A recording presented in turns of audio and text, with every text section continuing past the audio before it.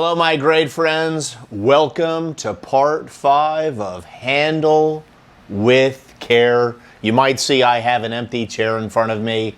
It will all make sense in a moment.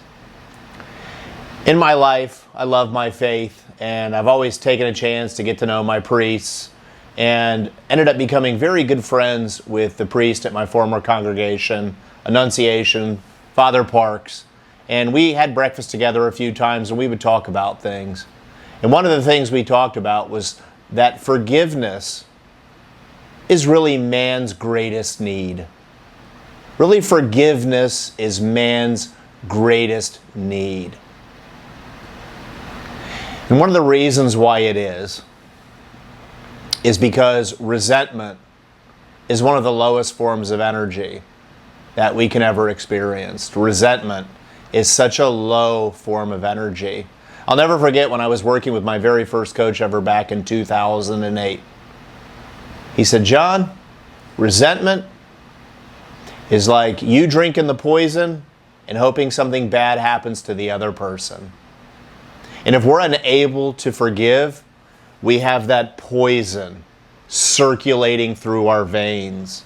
And as that poison circulates through our veins, it kind of makes us believe that we don't deserve to lead the life that we're really capable of leading." And I mean, forgiveness is much bigger than that for a variety of reasons. But I will tell you, this drill that I'm about to do with you, I learned from one of the greatest mentors of all time, Dr. Wayne Dyer.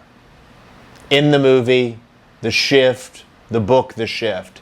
And it's called Empty Chair Technique, which is actually part of Gestalt therapy. And if this is something that intrigues you and something that you want to dive deeper on, that I'm going to dive deeper on in this video, I highly recommend that you get with a therapist who's trained in it, because it works. And I mean, even doing it at this level, it works like a charm, because it helps us heal, it helps us forgive, it helps bring us back to the present. And I'm going to kind of act it out. I'm going to do my best to act it out in this video, but I will tell you it's really much more of a solemn activity that you want to do in the quietness, in the stillness of your own room. What I do is purely for illustrative purposes. Purely for illustrative purposes. So, as many of you know, when I was a young boy, stuck in a porta potty, had it flipped over, covered in crap, and the bullying at the hands of this bully did not die there. Once I got into middle school, he was there to torment me at the medieval fair when he punched me in the head with an iron spike, left my head gashing in blood. He was there in 8th grade as I was walking through the circles of Teague Middle School, came up behind me, hit me over the head, smashed me over the head. When I turned around, tasted the blood in my mouth, there he was, yelling with a bunch of girls and kids as he beat me down. "Don't I know you from Vietnam?" So man, all I ever wanted to do was get back at that guy. And it became a very unhealthy passion to get back at this guy. And I wanted to build myself up stronger than him, and it became a neurosis. And it was dragging me down. It was that resentment dragging me down. Then as fate would have it, Dr. Dyer intervened, and I learned the empty chair technique. Because life isn't about responding that way. It's about responding with love.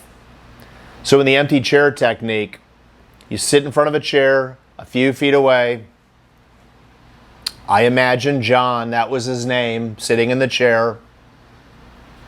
I imagine him hitting me over the head with that 3-ring binder. I imagine him hitting me over the head with the iron spike. I imagine him shoving me in that porta potty and flipping it over, and how I had to go home and lie to my mom and dad about really what happened. I couldn't, in my mind, be truthful with them. And I just imagine how I feel in there. I'm literally kind of about ready to tear up right now. And I imagine John sitting there. And I say, "John, I don't know what happened to you in your life to where you thought that was normal to do that to me. But John, I'm here as your brother today. And as odd as it sounds, I love you. I care about you. I feel for you that you ever thought that that was okay to do. I forgive you. And not only do I forgive you, but I hope you're well. I hope you've healed. I hope you've forgiven. Brother, I surround you with love. I surround you with light. And man, all I hope for you is that you lead your best life because I forgive you. And I mean literally. I actually got pretty good into that right there. I imagined him there. I imagined looking into his eyes, and I could feel the goosebumps coming over me, which I call the Holy Spirit. And I felt my energy just shift up, like so much from when it was down. And I really do feel those things for him.